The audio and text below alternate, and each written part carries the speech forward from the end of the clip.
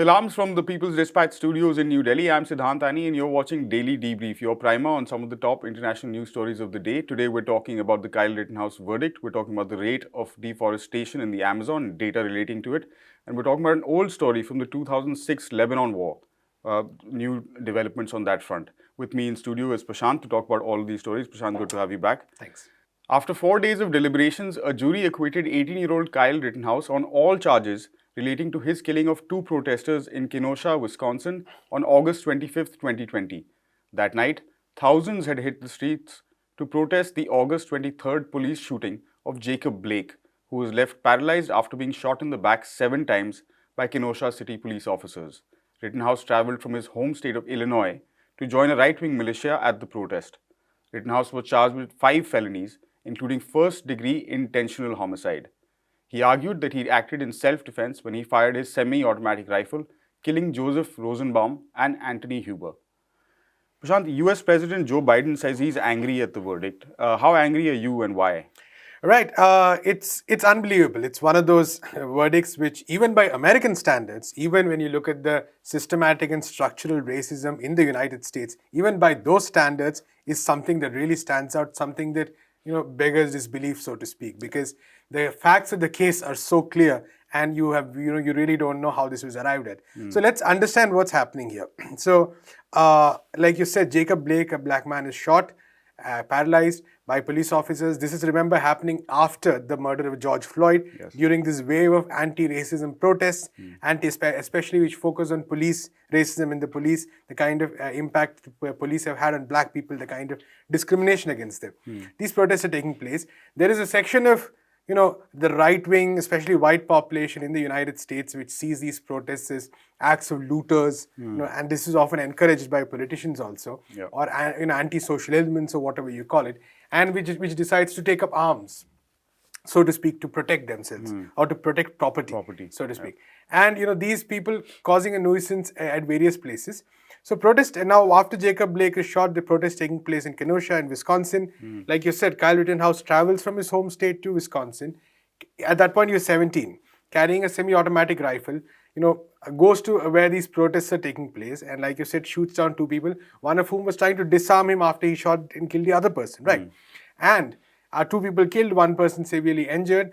And after that, when he walks, raises his hands and walks past, the police just let him go. The white vigilantes who were basically armed and who were going around being an anti-social element. On the other hand, the police at that point were pretty much like, we want to try to handle this on our own, but they were not like, crack down on these people, dangerous people who are clearly walking around with dangerous weapons. Military-grade weapons. Exactly, military-grade weapons. And this is a 17-year-old, mind it. So, despite all this, the way the trial happens is nothing short of a farce. The judge from the very beginning seemed to be very positive towards Kyle Rittenhouse. They did not allow the prosecutors to use the word victims about those who were killed. On the other hand, when the prosecution said that the people involved should not be described as looters or something, the judge refused that either.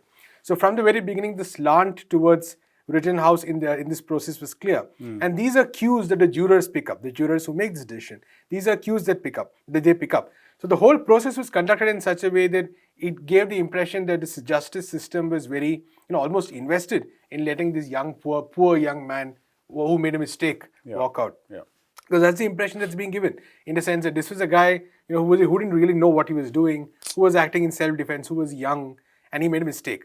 2 people lost their lives. And now the important question to really ask is that the crazy thing, of course, here is that he was not even convicted of illegal possession of a firearm, although he was 17 years old. So it's really remarkable in the worst possible way how this verdict has panned out. And for every positive step, that even slightly positive step that comes out. For instance, recently we saw that Derek Chauvin had been Derek Chauvin, who killed George Floyd. He was convicted. But what happens a few months later is exactly this, that Kyle Rittenhouse, and the visuals were beamed across the world. It was nothing, it is nothing private or anything of that sort. These are widely seen across the world. People can make their own conclusions. And then when you have a systemic process like this functioning to acquit somebody like Rittenhouse, then you really ask, you begin to ask questions. So it's not surprising that people are asking questions about the structural nature of racism itself in the US. So all of this, doesn't it kind of again underline or exemplify how racists in the US simply seem to have the right to kill? Exactly. So, good question, because just imagine, like many people have pointed out, that suppose this was a black youth who was wandering around with a weapon. We have seen innumerable stories of black youth being shot because the police or others thought that they had a weapon. Had a weapon, yeah. Right. In one case, a child with a toy gun. Exactly. And here we have somebody wandering around with a semi-automatic who's just let free, allowed to go scot-free. He was allowed to walk through the police lines that day, and he was allowed to leave the court acquitted today or yesterday. So that's really the true nature of the system in the United States. And I'm not at all surprised that if this could lead to more protests. And this was actually the base of the protest last year itself, that there definitely seems to be a different standard for white people and black people when it comes to the justice system, when it comes to law enforcement, when it comes to so many layers of the American government and the US society. And these are all facts. And this is what sometimes people try to sort of deny when they say that in America is a land of opportunity, of equality. But this is the reality of the United States as well. And let's forget, this is not just one guy randomly wandering around with a semi-automatic. What happened on January 6th? We talked about January 6th this year. We talked about this. When a white vigilante mob entered the Capitol and, attacked senators, entered the houses of Congress. People called it a riot. Some people even call it a coup attempt, right? And who are these people? These people are pretty much those who share the same ideology as Rittenhouse. The people who think that, it's fine for some people to wield arms and talk about standing your ground and talk about self-defense. And then extension of it is that, all these people are trying to say democracy is dangerous. And then it's a full-blown tilt towards a right-wing, even fascistic ideology. So a verdict like this actually, I think, underlines or even strengthens the idea many people have, that worry many people have, that this is the country's was always, and again, let's be very clear, this is not this is not a new instance. We know the Ku Klux Klan, the infamous Ku Klux Klan. They were armed vigilantes in the early 20th century. We know that even before, vigilantism has been celebrated, especially when it's against black people, because there are many stories, popular culture all over the place. So what we actually see here is a country which is having a reckoning with itself, and which really needs to answer some deep questions. That how do you deal with the fact that a large section of your population is effectively treated as second-class citizens? And like we talked about 2 days ago, remember those who were convicted of assassinating Malcolm X, right? They spent 20 plus years in prison. And now, belatedly, the legal authorities have said that, hey, we don't really have any evidence to prove that they were involved in this assassination. Or in fact, we had some evidence which could have proved they were innocent, but we didn't actually present it at the time of the trial. Right. So one of them died. One of them died recently. I mean, and they were never exonerated. Their personal and private lives were destroyed.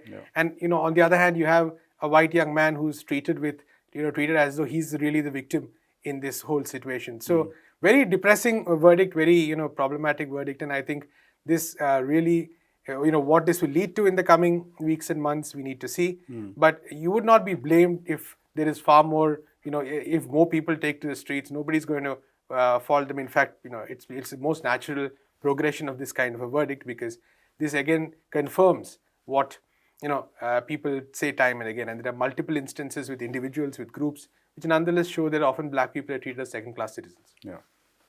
All right, we're moving to South America now. Data shows that the Amazon lost 13,235 square kilometers of rainforest in the period from August 2020 to July 2021. Brazil's President Jair Bolsonaro and the Environment Minister, Joaquim Leite, both knew of the scale and of the increase in the rate of annual deforestation, but kept the results on the down low in order to not hamper negotiations at the recently concluded COP26 climate summit. Prashant, 3 cabinet ministers have come out and spoken anonymously, of course, to the Associated Press about this data. I mean, today is one of those, what the hell kind of days. But again, not surprising at all, because we know that Jair Bolsonaro has a horrible record when it comes to anything that has to do with people's lives and their futures. We saw the same thing with COVID-19. We're seeing the same thing with climate change and deforestation. Now, the important thing to note, like you said, is that this data was available earlier. Right. And the Environment Minister of Brazil came to COP26 in Glasgow and made pronouncements about how Brazil would cut down on illegal stop illegal deforestation by 2028. There was some amount of celebration over the announcement because people were like, oh, it's 2 years ahead of the globally agreed target, Right. which is 2030. Right. Right. And there was some celebration, people saying, oh, it's a positive step. And now when this information comes out, that just in the last year, this is a record number. So I'm going to do the numbers in square miles because it's slightly easier for me. But what the numbers show is that in the past year, the deforestation in the Amazon has been above 5,100 kilometers. Right. Ever since Bolsonaro came to power, it has been above 4,000 kilometers, square miles in both cases. Yeah. Before Bolsonaro came to power, the average was around 3,000 square miles. Right. Right. So what we're seeing is, since Bolsonaro came to power in 2018, there has been a drastic increase in deforestation in the Amazon. Now, why is this important? The Amazon is one of those regions, especially new scientific studies have shown, that if the deforestation goes beyond a particular point, you can never recover it back because the carbon stored in forests in the Amazon, because it's so intense, it's so tight, that if this carbon is released as a result of deforestation, you can never take it back from the atmosphere. It's too much, which means that the climate change impact might be irreversible. Yeah. So there are a lot of sites like that. For instance, there's one in the Democratic Republic of the Congo. There are places in the US, UK. But the Amazon is one of the most important places which serve as this kind of a site. Right. So once the deforestation there crosses a particular limit, the carbon release that'll be the carbon release that's the outcome of that. It'll be irreversible. So this is one of the biggest concerns right now we have in the world. And here we have a president and an environment minister and a government which is not only lying about it, which is not only conceding the nature of the problem, but is also pretty much, is also trying to do what is called greenwashing. So now it's a new term called greenwashing, where you go to a global stage and you make all these claims, and people say, wow, you're doing a great job. But basically what you're doing is like whitewashing. The exact And what you're doing is hiding the nature of the problem, right? So this is really, I think, shows how dangerous the situation has become in Brazil, and not only for people right now, which is the case, all sections of the Brazilian population suffering due to COVID-19, one of the worst records in the world. The economy crisis, the food crisis, all of these are extreme. But the present and the future also in danger of not only of Brazil, but of the entire world because of the actions of people like Jair Bolsonaro.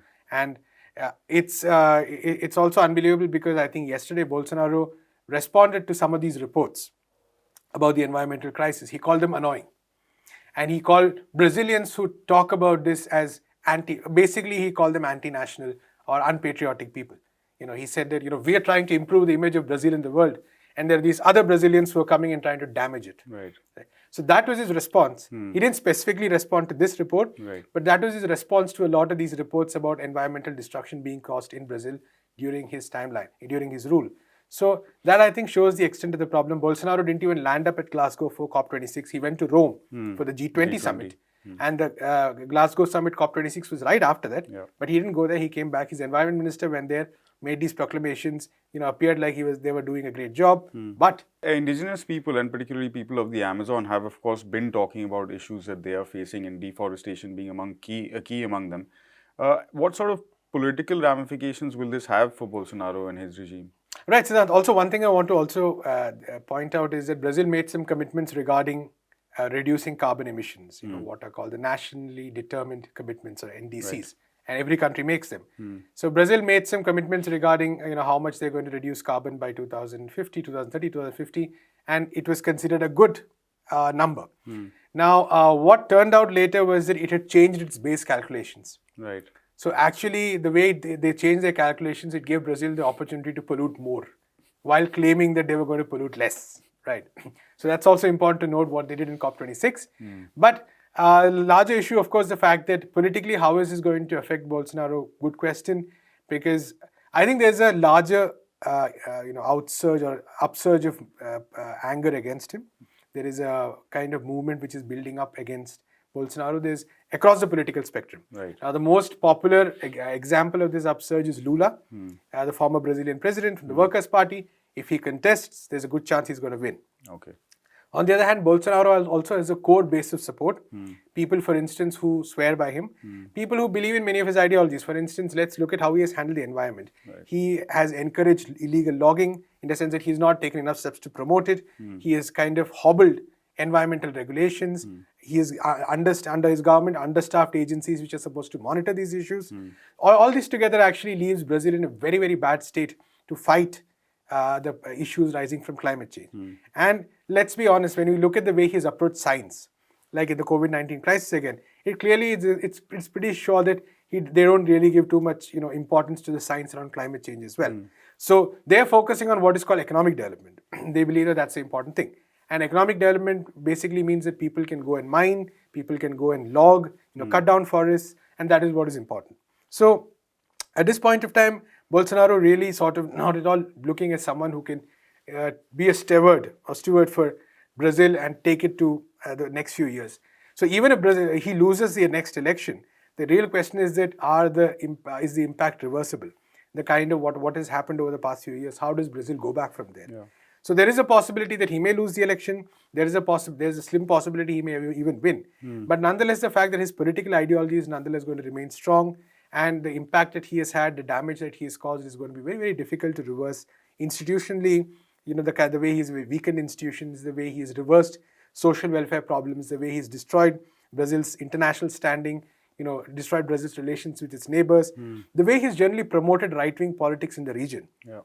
And let's be clear, right-wing, this is not just Bolsonaro, because a lot of the right-wing politics in the region has encouraged this kind of extractivist policies.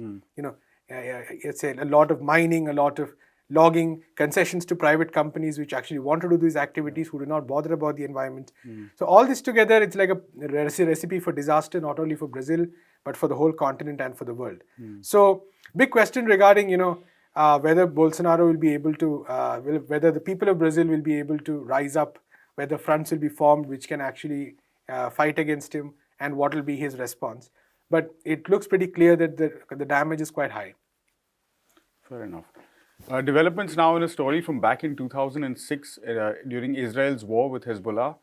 As far back as 2014, the UN passed a resolution, a non-binding resolution, demanding that Israel pay Lebanon $850 million as reparations for an oil spill along its coast.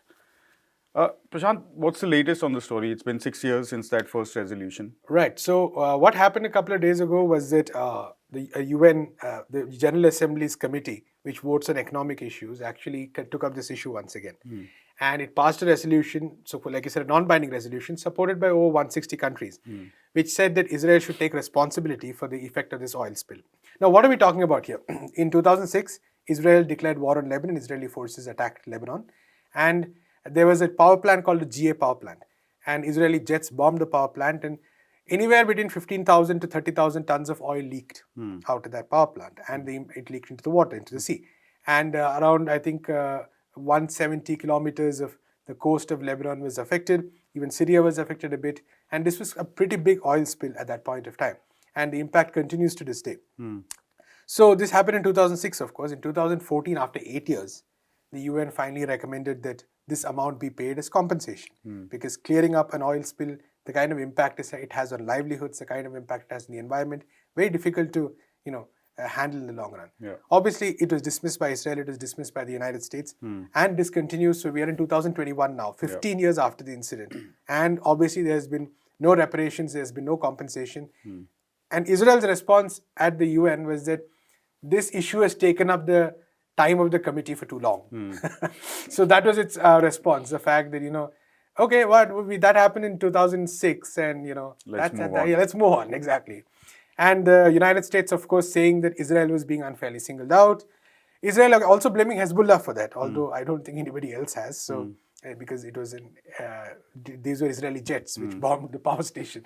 So at this point, it's one of those, the chutzpah, as they say, is really difficult to comprehend, because there was no compensation, no Israel didn't have to pay any price for the kind of environmental damage it has caused in that region. So here we are now, and I don't think nothing is really going to change about it, because a lot of these General Assembly resolutions are largely symbolic. We have seen we have seen the entire world being united on issues like Palestine. We have seen the entire world being united on issues like Cuba, against the US blockade.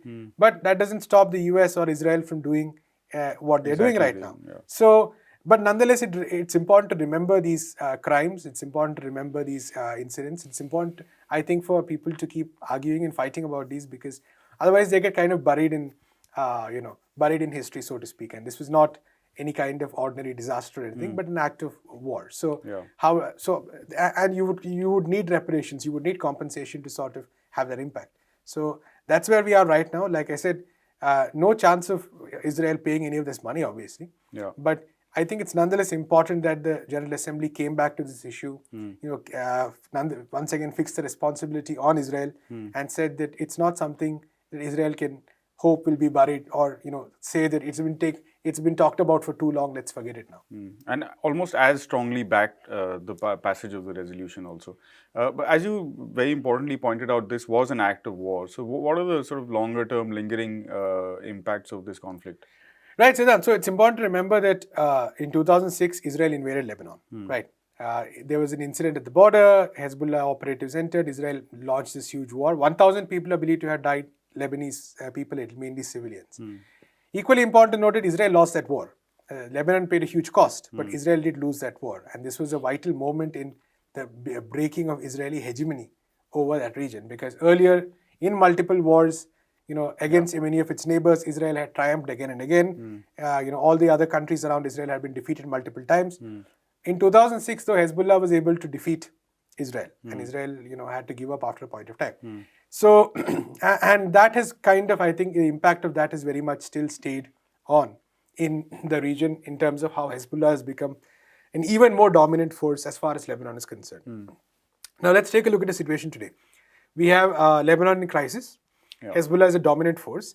And why is Lebanon in crisis? It's also because of the fact that the various allies of the United States, including Israel, Saudi Arabia, many of them together, have, I think, adopted a different strategy of trying to crush Lebanon. Right? They have actually, instead of going the military route, they have decided to go the economic route.